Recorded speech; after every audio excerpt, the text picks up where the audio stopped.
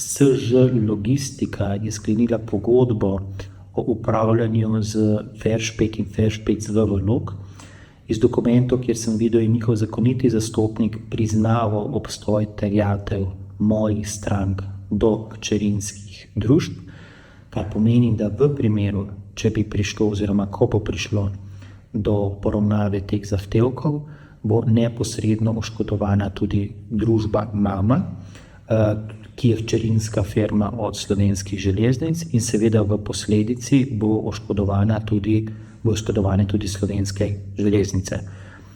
Zaradi tega v naši pisarni in glede na obstoječo novo sodno prakso Vrhovnega sodišča v zvezi z odškodninsko odgovornostjo članov nadzornega sveta in seveda uprave, torej